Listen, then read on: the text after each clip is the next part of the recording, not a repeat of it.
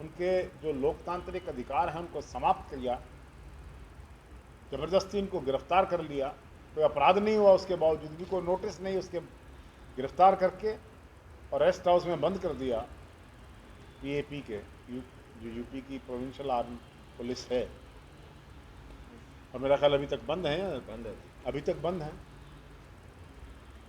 क्योंकि उनकी भी जिद है कि हम जरूर जाएंगे। जिनके बच्चे मरे हैं, जिनका घर वाले मरे हैं, उधर अखिलेश जी को बंद कर दिया। सभी जो विपक्षी लोग हैं, पंजाब के गृह मंत्री जाना चाहते थे, पंजाब के चीफ मिनिस्टर जाना चाहते, छत्तीसगढ़ के चीफ मिनिस्टर जाना चाहते थे, और बड़े नेता जाना चाहते थे विभिन्न पार्टियों के। लेकिन अब देश में जिस प्रकार से उत्तर प्रदेश की सरकार ने व्यवहार किया है, इससे स्पष्ट हो गया है कि हम जो कह रहे थे बहुत दिनों से कि लोकतंत्र खतरे में है, देश में अब लोकतंत्र नहीं है।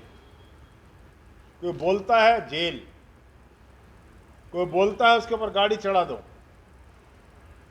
कोई बोलता है उसको जान से मार दो। और हमारे माननीय बुद्धिमान मुख्यमंत्री, करनाल की शान मुख्यमंत्री जी ने जितना भयानक बयान दिया है वो आप सबकी चर्चा में है।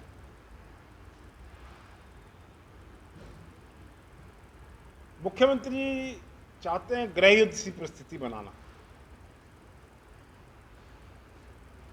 लोगों को ये कहकर उकसाना अपने पार्टी के लोगों को कि हजारों वॉलंटियर तैयार हो जाओ, लठ उठा लो और जैसे को तैसा व्यवहार करो, षट शाठम समाचरेत। ये जो भाषा मुख्यमंत्री की है, अभी तक उसका कोई जवाब नहीं आया। 2 दिन से मुख्यमंत्री चुप हैं, तो ना कहते भी आउट ऑफ कंटेक्स्ट हो गया, ये हो गया, वो हो गया। तो मुझे ये लगता है कि संभावना ये बन गई है अब कि हरियाणा के मुख्यमंत्री को बदल दिया जाएगा।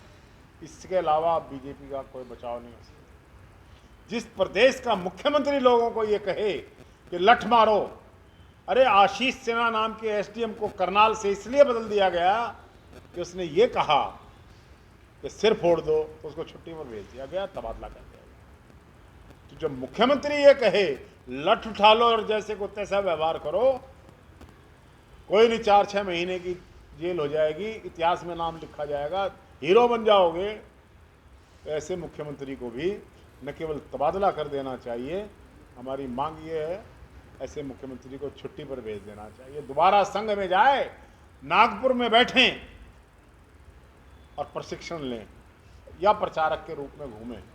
लेकिन इस हरियाणा के मुख्यमंत्री के कद उनसे उनके इस्तीफे की मांग करता हूं। अगर उनमें जरा सा भी समझ है, अब आप खुद अंदाजा लगाइए कि है कि नहीं, तो उनको इस्तीफा देना चाहिए। उत्तर प्रदेश की राजनीति और देश में जिस प्रकार किसान आंदोलन चल रहा है, भारतीय जनता पार्टी के सूपड़ा साफ होने के संकेतों की ओर जाना। विनाश काले विपरीत बुद्धि हमारे शास्त्रों का पुराना वाक्य है। जब आदमी का नाश हुआ करता है, जब उसका विनाश हुआ करता है, तो उसकी बुद्धि विपरीत दिशा में चली जाती है। हरियाणा के मुख्यमंत्री की बुद्धि देख लीजिए, उत्तर प्रदेश के अंदर गृह राज्य मंत्री की बुद्धि देख लीजिए, उसके पुत्रों की, परिवारों की, तो लोगों के ऊपर गाड़ियां चढ़ा रहे हैं, यहाँ मारने की अपील की जा रही है। मुख्यमंत्री 2 दिन से शर्मिंदा है, इसलिए ना तो प्रेस में दिखाई दे रहे हैं, ना ही किसी कार्यक्रम। ऐसा व्यक्ति मुख्यमंत्री के पद के काबिल नहीं था, लेकिन उनको बैठा दिया गया। लेकिन अब भारतीय जनता पार्टी को सोचना चाहिए कि जो व्यक्ति इस प्रकार की भाषा का इस्तेमाल कर सकता है,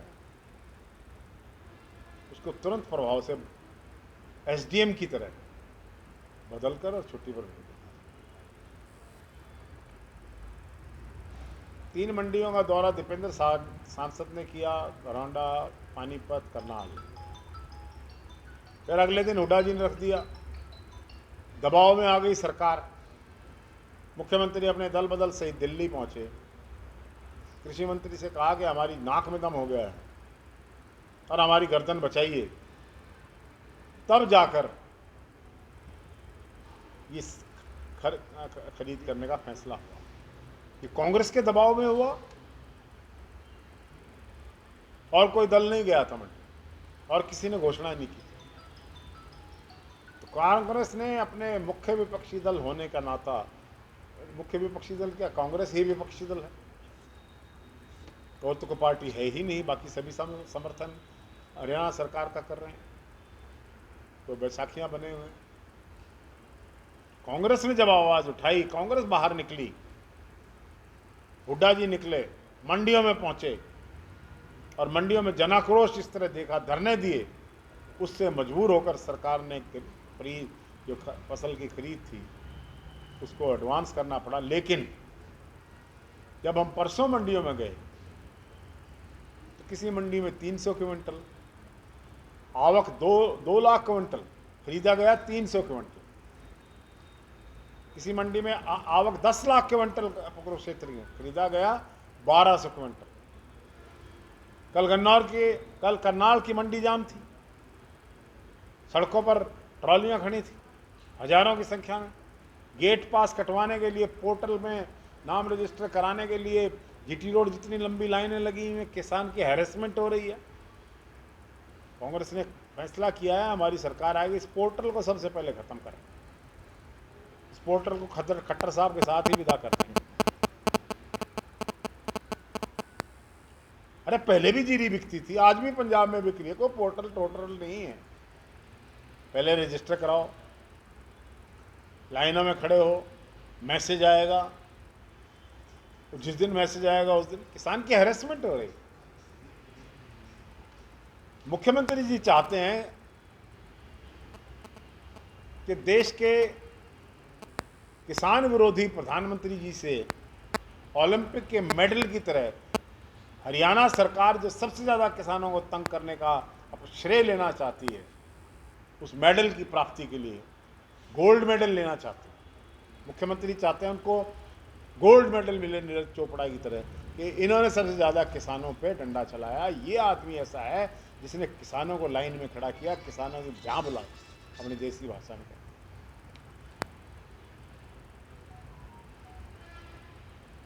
इन सब बात के अलावा और बहुत मुद्दे हैं।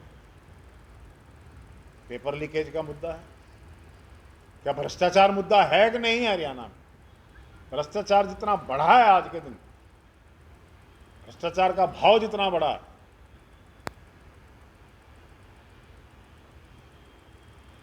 कांग्रेस के टाइम कि हम भ्रष्टाचार को खत्म करते हैं। सवाल ये नारा यही था कि कहीं भ्रष्टाचार नहीं रहेगा, कहीं चले जाओ, किसी दफ्तर में चले जाओ, आजकल जो ठेके दिए जाते हैं उनकी बात कर लो, सामान्य जनता से बात कर लो। आप छोड़ करूंगा तो इन सब मुद्दों को, जन विरोधी नीतियों के खिलाफ भारतीय जनता पार्टी की सरकार के खिलाफ, केंद्र की चाहे हरियाणा के विधायक दल और उसके नेता चौधरी भूपेंद्र सिंह हुड्डा ने फैसला किया।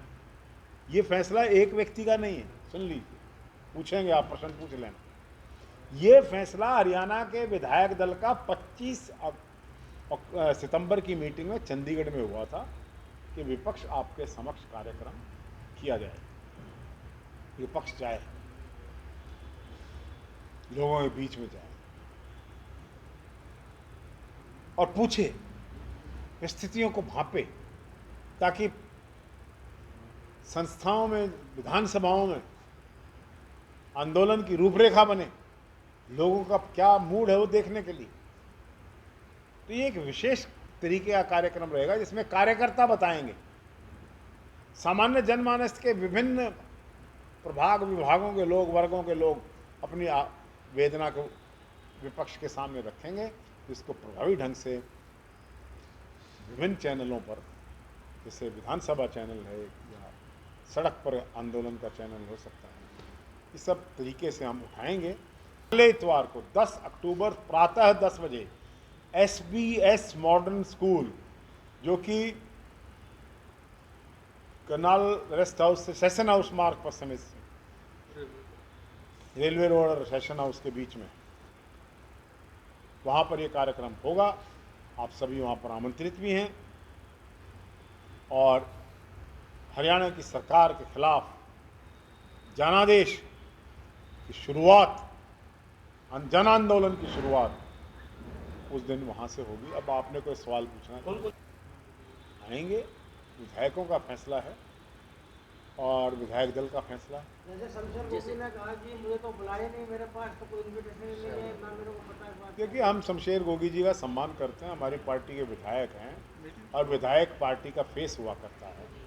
लेकिन शमशेर जी को मैं कुछ चुनौती नहीं दे रहा हूँ, हमारा साथी है। लेकिन जब विधायक दल की मीटिंग हुई थी वो वहाँ हाजिर थे। शमशेर सिंह गोगी जी पहले हम 10 पार्लियामेंट्री हलकों के हेडक्वार्टर्स पे करें, गोगी जी अपनी फिर असेंबली हेडक्वार्टर्स पे करें। सर गोगी जी अपनी ही बातों को लेकर बहुत बार सुर्खियों में बने। अलग अपना दल बनाने की बात चल रही है, तो कितना असर पड़ेगा कांग्रेस के मुख्यमंत्री हो रहे हैं लंबे समय तक? देखिए, अमरिंदर सिंह क्या कर रहे हैं, पंजाब की राजनीति में क्या हो रहा है, क्या होने वाला है, ये भविष्यवाणी करना मेरे बस की बात नहीं आप करते रहते हैं भविष्यवाणी अक्सर देखा जा रहा है। भविष्यवाणी आप करते ये पंजाब वाली भविष्यवाणी जो है ना, कौन क्या करेगा, इसके मन की बात है, ये अभी देखा नहीं है मैंने। सर यहाँ की कितना भविष्यवाणी की असर बात कितना कर पार्टी पर कितना असर पड़ेगा? पत्रा देखे, पंचांग देखे बिना मैं बात नहीं करूँगा इस पर। या- लो जुलूस निकाल लो, इसको कोई फर्क पड़ने वाला नहीं। जब आपको पता ही नहीं, फर्क नहीं पड़ता। हमने कल सारे प्रियंका जी के गिरफ्तारी के विरोध में कार्यक्रम जो पार्टी ने हमें दिया, पुतले फूंकने का, विरोध प्रदर्शन करने का, वो कल हमने किया है। अगर घेराव करते तो जल्दी छूट जाते, क्योंकि किसानों ने घेराव किया और 3 जैसा घंटे में पार्टी छोड़ का दिया। आदेश आएगा वैसा करें। प्रियंका गांधी जी की वीडियो भी वायरल हो रही है झाड़ू लगाते हुए। विपक्ष आपके समक्ष कार्यक्रम थे,